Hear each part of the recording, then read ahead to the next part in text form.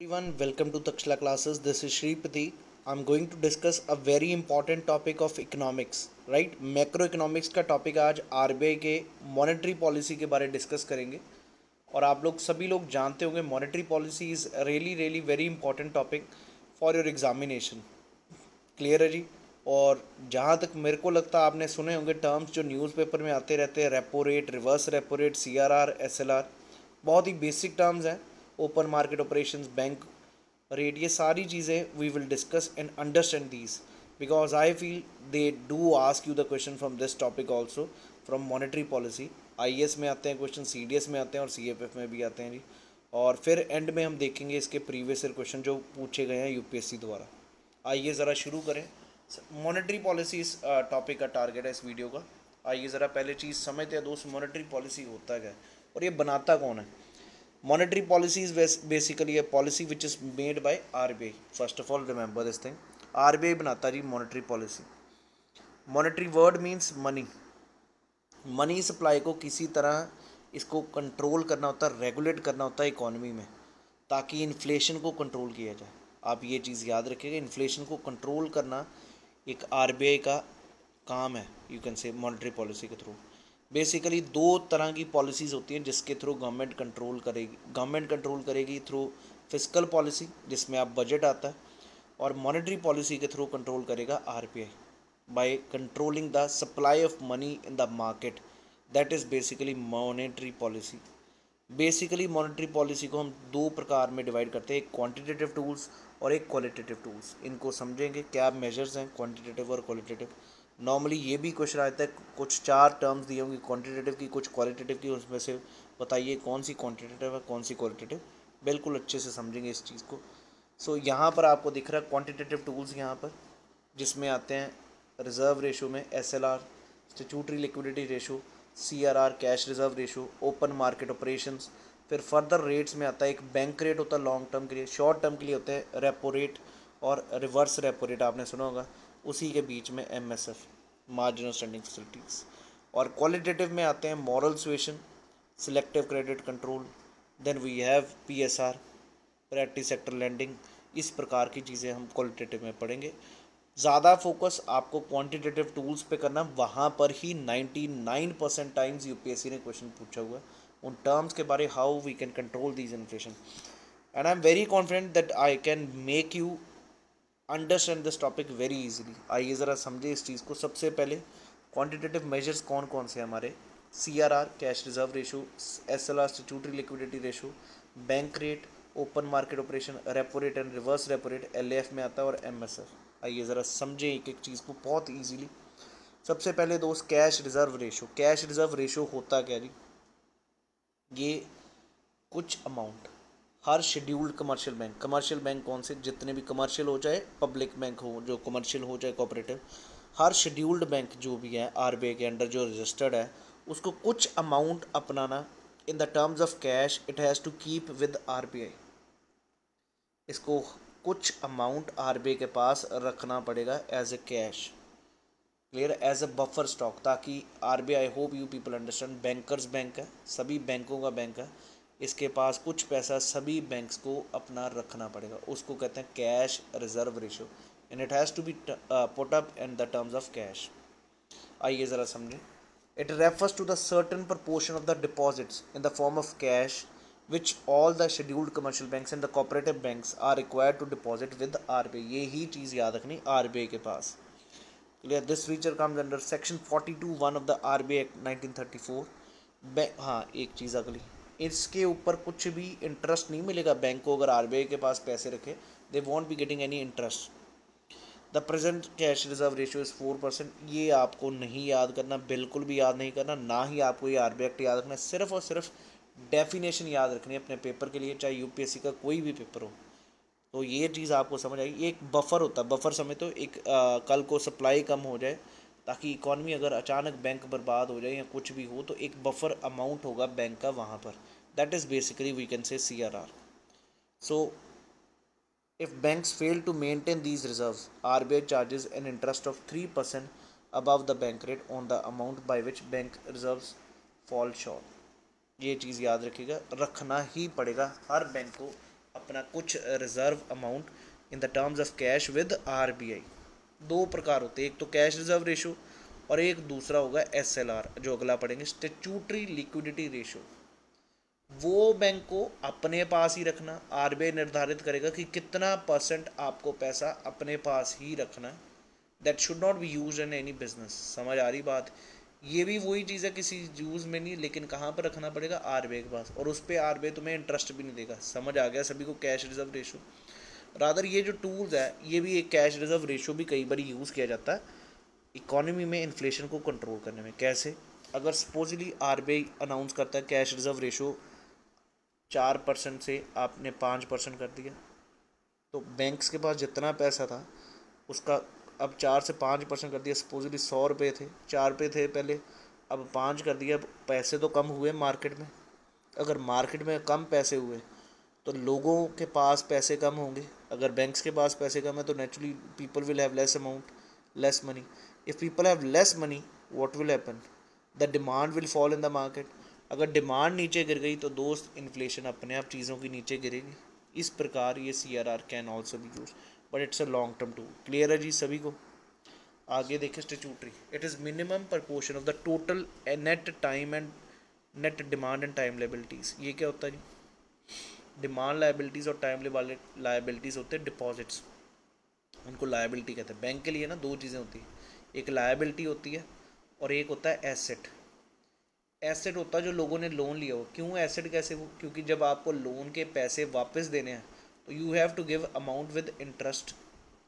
100 रुपये लिया, उसको 125 देने हैं, तो बैंक की अर्निंग है ना वो, तो वो एसेट हुआ जो बैंक ने पैसे दिए। लायबिलिटी क्या? अगर आपने जमा कर रखे हैं, डिपॉजिट्स रखे हैं, तो आपको बाद में क्या होगा, उसको विद इंटरेस्ट बैंक को देना पड़ेगा। So that is why we call it as liabilities. तो जितने भी डिमांड डिपॉजिट्स हैं और टाइम डिपॉजिट्स हैं in the form of liquid assets like gold securities, approved securities that are bank has to maintain। मतलब कुछ मिनिमम प्रोपोर्शन जो RBI निर्धारित करेगा बैंक्स को अपने पास रखना है, that is basically the SLR, statutory liquidity ratio. I hope everybody is clear about this thing also, this amount. और ये वहाँ पर आपने देखा CRR सिर्फ कैश के टर्म्स में, ये आप अमाउंट किसी भी टर्म में रख सकते हो, in the term of gold securities or the cash securities, in any term, in any time you can take it here with bank itself। clear है? and it is not to be deposited with RBI। ये सभी को समझ आ चुका जी। increase the up to maximum 40%। Main आपको definition समझनी। अगर ये भी देखिए, अगर बैंक इसका SLR बढ़ा देता है किसी भी बैंक का, तो अगर बढ़ाया गया तो क्या होगा, तो ज़्यादा से ज़्यादा पैसा जो फ्री मनी था जो लोगों को देना था वो कम हो जाएगा, क्योंकि SLR बढ़ा दिया गया। ये कहीं बिजनेस में नहीं यूज़ होगा, ये सिर्फ रखेगा मिनिमम प्रपोर्शन बैंक के पास ज़्यादा बढ़ा। तो बैंक के पास कैश फ्लो कम हो गया तो लोगों के पास कम आएगा, लोगों के पास कम आएगा तो क्या होगा, demand will fall, demand will fall तो इन्फ्लेशन विल गो डाउन। समझ आ गया SLR जी? अब ज़रा एक और टर्म समझेंगे, बैंक रेट। बैंक रेट क्या होता है? जिस रेट पे आरबीआई पैसे दे किसको, कमर्शियल बैंक्स को। जो कमर्शियल बैंक्स हैं उनको जिस रेट पे पैसे देगा आरबीआई, उसको हम कह देते हैं बैंक रेट। बहुत लोग आंसर में पेपर में और यूपीएससी जान के डालेगा ये वो रेट जिस पे बैंक पैसे दे लोगों को। No, it is the rate at which RBI gives money to the commercial banks, that is bank rate. और ये लॉन्ग टर्म चलता है, ये भी चीज़ याद रखिए, ये नॉर्मली चेंज आराम से नहीं होता। Interest at the RBI will provide loans to the banking system, be it your commercial और कोऑपरेटिव और developmental banks. Long term loans to the commercial banks. Commercial paper is a first class security. Earlier bank rate was policy rate, but now replaced repo rate as policy rate, and this now it is just penalty rate। अभी चीज़ हम समझेंगे दोस्त कि repo rate क्या होता है और reverse repo rate. बहुत ही इंटरेस्टिंग चीज़ें हैं सारी। बैंक रेट आशा है सभी को समझ आ चुका जी। अब उससे पहले ओपन मार्केट ऑपरेशन में buying and selling of the government securities in open market through an auction process is called as open market operation। ये भी चीज़ समझिए। सेल और परचेज क्या करेगा आरबीआई। अगर सिक्योरिटीज़ क्या होता है, एक समझ लो पेज है जिस पे साइन कर रखा है कि सरकार ने ये आपके पैसे हम इतने देंगे, ठीक है जी। तो सरकार के जो वो सिक्योरिटी पेपर है अगर आरबीआई बेच रहा मार्केट में, अगर मार्केट में बेचा तो दोस्त लोगों से कैश आ जाएगा सारा, लोग खरीदेंगे क्योंकि ये सस्ते में दे रहे हैं। People will purchase and the cash will be taken away from the market bye RBI. तो मार्केट में कैश कम हो गया तो डिमांड अपने आप ही मार्केट में गिर जाएगी। यही चीज़ अगर सिक्योरिटीज़ खरीदता आरबीआई तो लो सिक्योरिटीज़ खरीदेगा अगर तो कैश फ्लो होगा, तो उससे क्या होगा आरबीआई में, इससे क्या होगा जी, लोगों में पैसा ज़्यादा आएगा तो इन्फ्लेशन विल हाई। यही चीज़ इधर लिखी होगी। It is done by buying and selling government securities in open market through an auction process. Means bank and financial institutions. Open market here means banks and financial institutions. So RBI buying money supply will increase the injected in the market. क्योंकि RBI जब खरीद रहा है तो पैसे देगा जी, तो money market में पैसा होगा, मार्केट में पैसा होगा तो लोग खरीदेंगे चीज़ें, चीज़ें खरीदेंगे तो डिमांड बढ़ेगी, डिमांड बढ़ेगी तो इन्फ्लेशन हाई जाएगी। यही चीज़ अगर बेच रहा तो दोस्त कैश लेगा, एब्जॉर्ब करेगा लिक्विडिटी। समझ आ गया सभी को जी, ओपन मार्केट ऑपरेशन, ये याद रखनी है, डेफिनेशन पूछ सकता है आपके पेपर में। अगला जी टर्म है एलएएफ, लिक्विडिटी एडजस्टमेंट फैसिलिटी। इसको समझने से पहले रेपो रेट और रिवर्स रेपो रेट समझेंगे, फिर एलएएफ समझेंगे जी। आइए ज़रा, क्या कहते हैं रेपो रेट। ये रेपो रेट क्या होता है जी?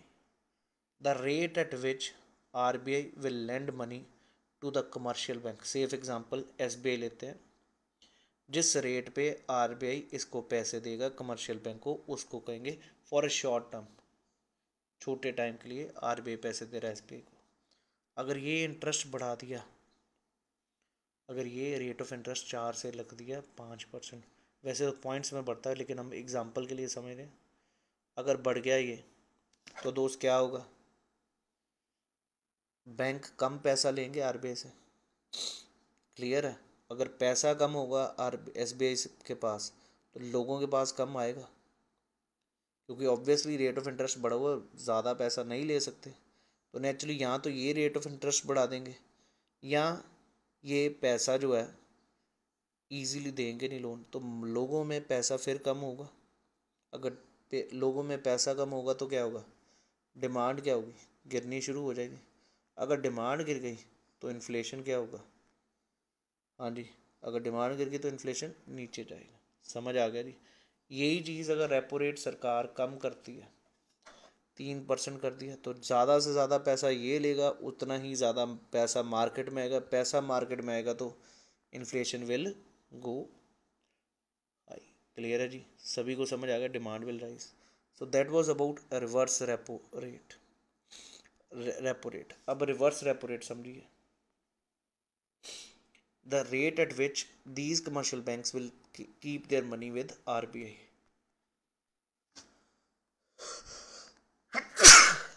अब अगर ये रेट बढ़ गया, बढ़ा दिया 4 से 5%, तो ये क्या करेंगे, जो कमर्शियल बैंक है ये ज़्यादा से ज़्यादा पैसा आरबीआई के पास रखेंगे। अगर ये ज़्यादा पैसा रखेंगे आरबीआई के पास तो उससे क्या होगा जी, मार्केट में फ्लो कैश, फिर से लिक्विडिटी कम हो चुकी है, लोगों के पास पैसा नहीं तो कुछ खरीदेंगे नहीं ज़्यादा, तो naturally it will decrease the inflation. Ultimately अगर नेट बताऊं तो हर केस में आप ये देख रहे हैं, कोई भी रेट बढ़ता, चाहे एसएलआर बढ़ रहा, चाहे सीआरआर बढ़ रहा, चाहे ये दोनों बढ़ रहे हैं, रेपो रेट या reverse repo rate, inflation will always go down when they are increase, remember this thing. तो अब रेपो रेट क्या लिखा जी, lends money to banks by buying government securities। Repo वैसे वर्ड का मीनिंग होता है रीपरचेज रेट, तो बाइंग गवर्नमेंट सिक्योरिटीज खरीदेगा और उस बेसिस पे मनी सेंड करेगा। अगर बैंक को पैसा लेना है तो उसको सिक्योरिटीज पहले प्लेज करेगा, तो फिर बैंक को वो पैसे देगा।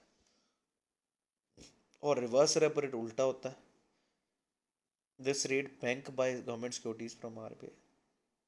So RBI only fixes repo rate, reverse repo rate is automatically adjusted to 25 basis point below the repo rate। मतलब इन दोनों में हमेशा अंतर 0.25% रहेगा, ये चीज़ समझ लीजिए। जो रेपो रेट है अगर 8% है तो reverse repo rate will be automatically adjusted to 7.75। इसको कहते हैं liquidity adjustment facility. I hope all of you people are clear about this thing. ये जो रेपो रेट और रिवर्स रेपो रेट का कॉन्सेप्ट है, यहाँ पर फिर से definite is the rate at which RBI provides fund to the commercial bank, मतलब लेंड कर रहा है जिस रेट पे आरबीआई उसको लेंड कर रहा है किसको, कमर्शियल बैंक को या किसी भी बैंक को, उसको कह रहे हैं रेपो रेट। और रिवर्स रेपो रेट जिस रेट पे कमर्शियल बैंक अपने पैसे रख रहा है आरबीआई के पास। क्लियर है जी। लिक्विडिटी अब्जॉर्ब करेगा, वहाँ पर भी वो चीज़ आपको समझ आ चुका है। ये दोनों चीज़ें बहुत ही अच्छे से मैंने समझाया। और जो गवर्नमेंट सिक्योरिटीज़ होते हैं वो क्या होते हैं, लॉन्ग टर्म ट्रेजरी नोट्स होते हैं, 2 से लेकर 30 साल। शॉर्ट टर्म ट्रेजरी बिल्स भी होते हैं 91, 182, 364 days। The main objective of repo rate is to inject liquidity in the market. The reduction in repo rate makes the cheaper for bank to borrow money, क्योंकि अगर repo rate interest rate उसको कम पे मिल रहे हैं पैसे commercial bank को, तो RBI से ज़्यादा लेगा तो वो बोरो करेगा। उससे क्या होगा, अल्टीमेटली वो अपने इंटरेस्ट रेट नीचे कर देगा। उससे क्या होगा, लोग ज़्यादा से ज़्यादा लोन लेंगे और खरीदेंगे चीज़ें। चीज़ें खरीदेंगे तो डिमांड बढ़ेगी, तो इससे आप इन्फ्लेशन को कंट्रोल कर सकते, इन्फ्लेशन बढ़ा सकते, कम कर सकते। सेम लॉजिक है जी यहाँ पर। So this is liquidity adjustment facility which we have understood now. अब आ गया आखिरी मार्जिनल स्टैंडिंग फैसिलिटी। इसमें कुछ नहीं है जी, it is a new liquidity adjustment facility created by RBI to earn its credit policy. MSF is the rate at which banks are able to borrow overnight funds from RBI against the approved securities. Only scheduled commercial banks can borrow from this. Is created to facilitate borrowing from RBI by banks who do not have extra government securities. कई बार उनको अचानक fortnightly पैसे चाहिए banks को, तो they can take from RBI. That is the thing. Otherwise, nothing any special. I hope all of you people are very clear about repo rate and reverse repo rate, how this control the inflation, how LAF, how open market operation, bank rate, ये terms basic है जो हर examination में, हर coaching में हम पढ़ते हैं इसके बारे। ये जो टर्म्स है इसको बाद में देखेंगे। ये है आपकी क्वालिटेटिव टूल्स। आइए ज़रा, क्योंकि पेपर में आपके सिर्फ नाम पता होना चाहिए, सिलेक्टेड, बहुत सिंपल है वैसे। इसको डिस्कस करूंगा आने वाले वीडियो में। अगर आपको ये वीडियो अच्छा लगे तब भी इसको फुल भी करेंगे। आप मेरे को ज़रूर कमेंट सेक्शन में बताइएगा अगर आपको समझ आया है नहीं। अब इस चीज़ को देखेंगे, open market operation refers to what. IAS 2013 का क्वेश्चन है। Borrowing by scheduled commercial banks, lending by commercial banks to industry and trade, purchase and sale of government securities by RBI. तो आपको दिख रहा आंसर सी। आइए ज़रा अगला देखें। कंसिडर, ये CDS 2015 में आया था। Which of the following are the components of monetary policy. Bank rate आपने अभी देखा मॉनेटरी पॉलिसी में, ओपन मार्केट ऑपरेशन देखा, तो 1 और 2 ही सिर्फ इसका जवाब था। पब्लिक डेप्ट, पब्लिक रेवेन्यू कुछ नहीं है जी। Next, RBI announces an increase of CRR, what does it mean. अगर CRR बढ़ा दिया तो क्या होगा, commercial banks will have less money to lend, RBI will have less money to lend, union government will have less money to lend. अब भाई आपको भी समझ आ ही चुका कैश रिजर्व रेशियो क्या है। जो हर बैंक को, कमर्शियल बैंक को अगर ज़्यादा से ज़्यादा पैसा जितना अगर इंक्रीज़ किया, अगर 2% था तो पहले 2% इसको पैसा अपना कहाँ पर रखना, RBI के पास। अब वो बढ़ा दिया 5%, तो भाई ज़्यादा पैसा रखना पड़ेगा। सो नेचुरली इसके पास कम पैसा होगा लेंड करने को। तो आंसर ये था, बहुत सिंपल है। और किसके पास रखना, RBI के पास। और किस टर्म्स में, कैश के टर्म्स में। नेक्स्ट, ये तो बहुत सिंपल है। Are required, banks are required to maintain, अपने पास जो रखने हैं पैसे in the terms of cash या किसी भी टर्म्स में, उसको SLR कहते हैं, स्टैट्यूटरी लिक्विडिटी रेशियो। 1998 का क्वेश्चन है भाई। तो आपको समझ आ चुका होगा मॉनेटरी पॉलिसी, जिसमें हमने क्वांटिटेटिव टूल्स किए।